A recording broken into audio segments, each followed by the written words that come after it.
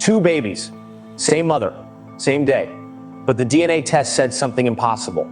Different fathers. For years, Lauren Lake has presided over moments families fear and need the most. Calm presence, firm voice. In her courtroom, truth doesn't entertain, it decides. And today, a case so rare that most people never believe it's real would walk through these doors.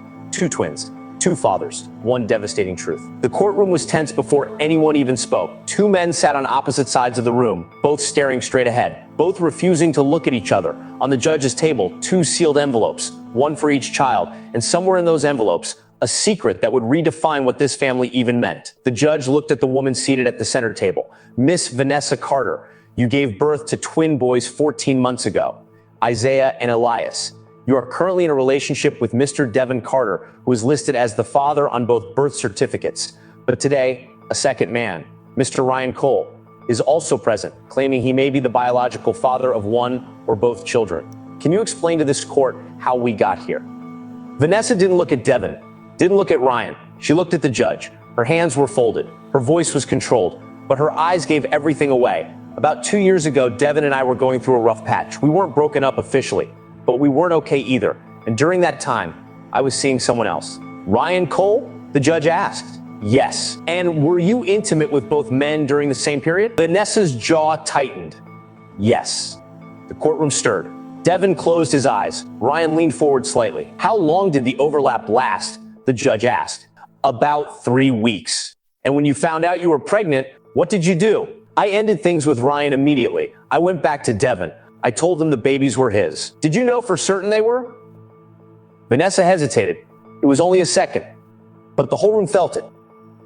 No, I wasn't certain. Devon's head dropped into his hands. Miss Carter, the judge said carefully, why didn't you get a paternity test when the babies were born? Because I was scared. Because Devon was there. He was excited. He was already talking about being a father. And I thought, maybe they are his. Maybe I'm overthinking it. Maybe it doesn't matter. But it did matter. Yes. Her voice cracked. It did. The judge turned to Devon. Mr. Carter, when did you first start having doubts? Devon looked up. He was a big man, broad shoulders. But right now, he looked smaller than the chair he was sitting in. About 4 months ago, Isaiah started looking different. I mean, I know babies change, but Elias looks like me. My nose, my forehead, my mother's eyes. And Isaiah, he stopped. Isaiah doesn't look like anyone in my family. I kept telling myself I was paranoid, but I couldn't stop seeing it. And then I found messages on Vanessa's phone, old ones, from Ryan, from around the time she got pregnant. His voice hardened. She'd never told me about him. Not once. What did those messages say? Devon's jaw tightened. They were affectionate, more than affectionate, and the dates matched. The judge looked at Vanessa. Miss Carter, did Devon confront you about those messages? Yes. And what did you tell him? I told him the truth. That I had been seeing Ryan. That I wasn't sure who the father was. That I was sorry. She looked at Devon for the first time. I told him everything. How did he respond? The judge asked. Devon answered before Vanessa could. I lost it. I'm not going to pretend I didn't. I said things I shouldn't have. And then I came here because I needed to know. I needed to know which of my boys is actually mine. The judge paused. Let that land. Then, Mr. Carter, I want to ask you something important. You said, which of my boys? Both of these children have been in your life for 14 months. You've held them, fed them, been their father in every practical sense. If the test comes back and one of them isn't biologically yours, what does that mean to you? Devon stared at the table. I don't know. I love both of them. I do. But I also feel like he struggled. Like I've been living in a house that isn't mine. And I don't know how to feel about that. That's honest, the judge said. Then she turned to Ryan. Mr. Cole, you reached out to this court after Miss Carter's situation became known to you. How did you find out she was pregnant? Ryan shifted in his seat.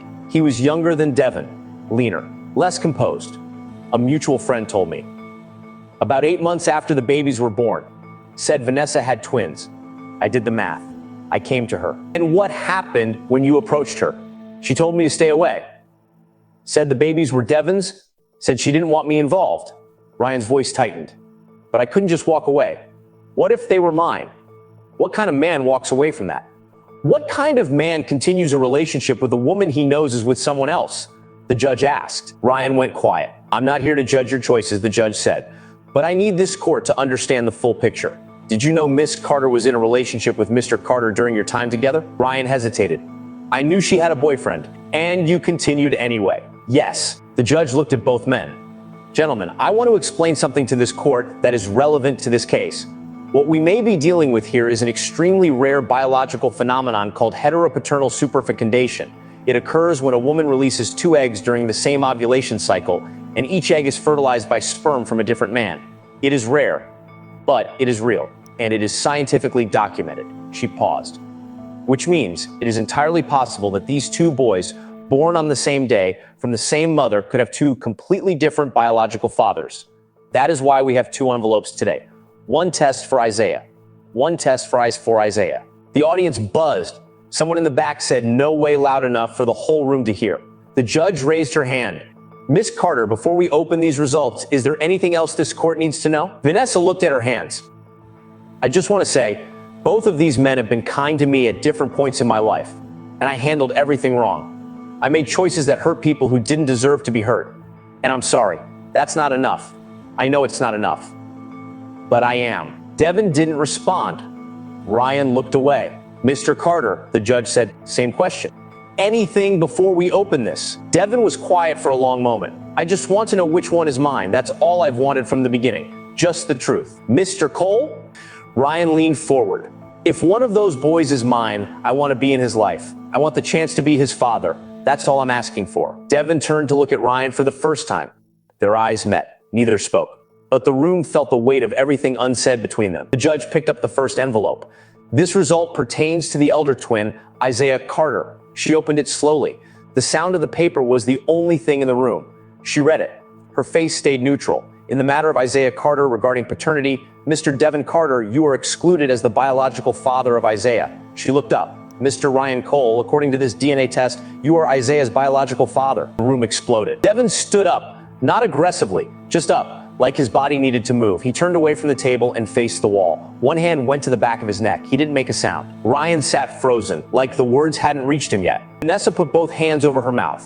The judge called for order, waited, then picked up the second envelope. This result pertains to the younger twin, Elias Carter. She opened it. Read it.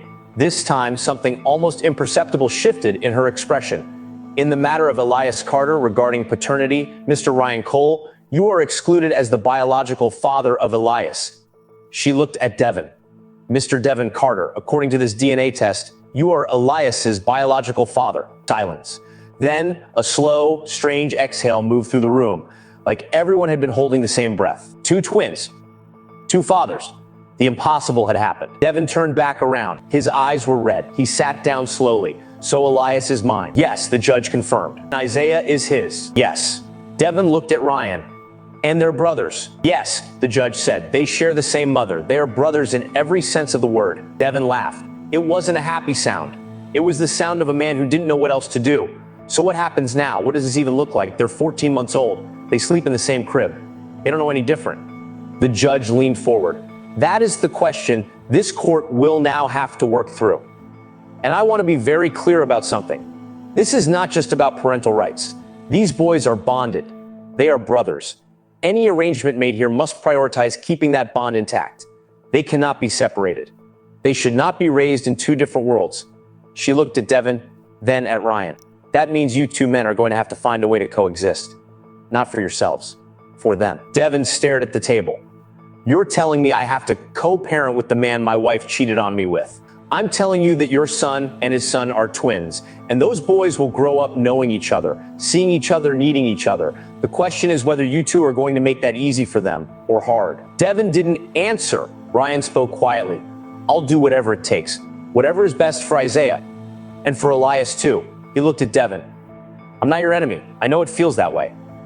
But I'm not. Devon looked at him for a long moment. You were in a relationship with my wife. I know. While she was with me. I know. And now we share children. Ryan didn't flinch.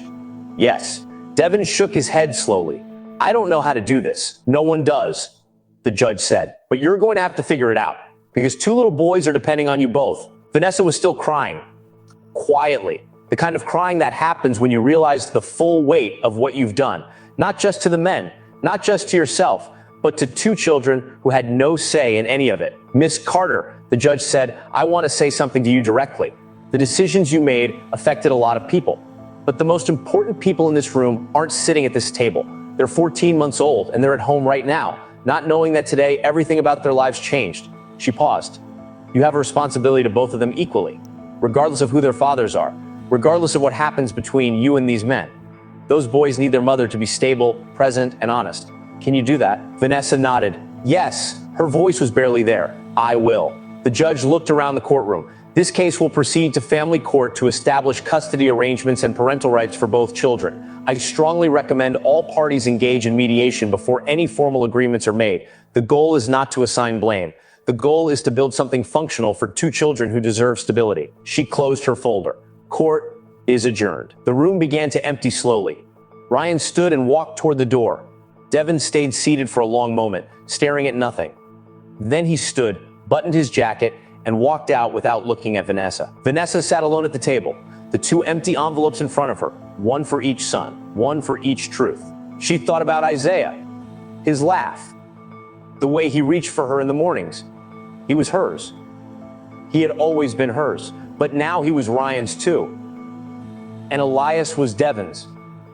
And somehow she had to hold all of that together. Somehow, she had to look both boys in the eye every day and be the one constant in a story she had broken. In the months that followed, Devon filed for primary custody of Elias. Ryan established visitation rights for Isaiah. The boys stayed in the same home with Vanessa for the time being. On weekends, they were sometimes separated. Elias with Devon, Isaiah with Ryan. And on those nights, both boys cried for the other. Because they didn't understand legal arrangements. They didn't understand DNA. They just knew that their brother wasn't there. For years, Lauren Lake has presided over moments families fear and need the most, but some cases leave marks that don't fade. Two boys born on the same day from the same woman would grow up in two different fathers' worlds. They would share a mother, share a history, share a face, but their families would be forever divided by a truth that science confirmed and no one had asked for. Some stories don't have villains, just people who made choices without understanding the full weight of what those choices could become. And two little boys who would spend their whole lives carrying something they never chose.